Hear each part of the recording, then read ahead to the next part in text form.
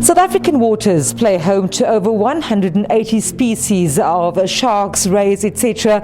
And today the Minister of Environmental Affairs, Forestry and Fisheries, Barbara Creasy, has announced recommendations and a new plan of action for shark conservation and management in the country. Now we do know that due to climate change as well as fishing, plastic pollution, etc., even these apex predators are at risk. Minister, very warm good afternoon to you.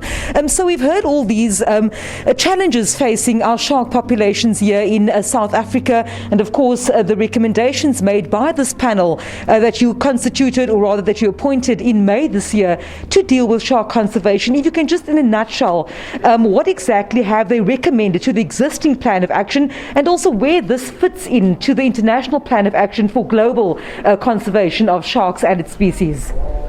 Well, South Africa is a signatory to the United Nations Food and Agricultural Organization's Plan of Action for Sustainable Fisheries, and maintenance of the shark species would be an important aspect of this work. As far back as 10-15 years ago, our country appointed a plan of action for the management of sharks, and in recent times we have seen conflict between those who are utilizing sharks for consumptive and non-consumptive purposes. So I thought it appropriate to appoint this panel to advise me on how are we doing in terms of our international obligations and what kinds of activities we should be taking to more effectively manage our shark population from both a conservation and a sustainable use process. In this regard, what the panel found was firstly that there needs to be a much closer relationship between scientific investigation, policy decisions and management action. And there are a whole range of areas where they have recommended that we need to have specific measurable actions, we need to have appropriate time frames. They have suggested that we introduce the fourth industrial revolution into the way in which we manage data and also the way in which we conduct oversight of our populations. And they have also suggested that much more action needs to be taken in terms of unregulated and illegal fishing, something that we understand is a plague to the domestic industry and undermines the work of those who are law-abiding and well-regulated.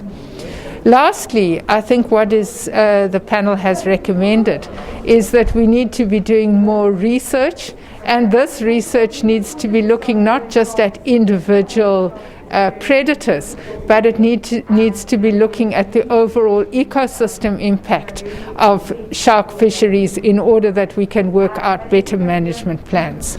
Minister, here in the Western Cape over the past 2 months or so, quite a concerning phenomenon occurring whereby great whites in our False Bay, along the False Bay coast, and also Gansbaai, and we know of course that that region specifically very big on ecotourism with shark cage diving, etc., etc., that these great whites were not seen or spotted.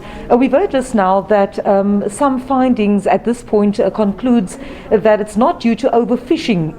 Can you explain to us exactly what those findings entailed? Well, what scientists were sharing with us today is that research indicates that there are a pair of orca whales, apparently affectionately known as port and starboard, who began hunting great whites in our waters in 2017. There is evidence that following episodes that the great white population actually fled from the Gansbaai and False Bay areas. What our researchers are telling us is that great whites have not left South African waters in general. They have just left these particular areas where the orcas are known to hunt. And they've also shared with us today international evidence where similar predator occurrences have led to great whites leaving particular regions. So I think this is something that was very interesting, but we are assured that further up the coast in the Eastern Cape, the great white population. In fact, there have been increased sightings. So I think that we are glad to know that these creatures have not gone extinct, but that obviously natural predator behavior is playing out in our oceans and affecting the species in that way. And then just finally, Minister, these recommendations that have been made by this expert panel, can you just tell us whether there are timeframes, whether they're already being implemented by the department? Where are we at this point? Well, what we've agreed, because we've accepted the recommendations, already the department is putting timeframes to these recommendations and looking at what would be required.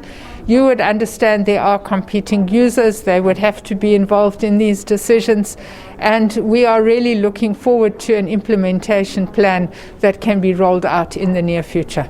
Thank you very much for speaking to me, Minister of Environment, Forestry and Fisheries there, Barbara Creasy, after today's announcement really and a review of the National Action Plan for Sharks Conservation and Management in South Africa.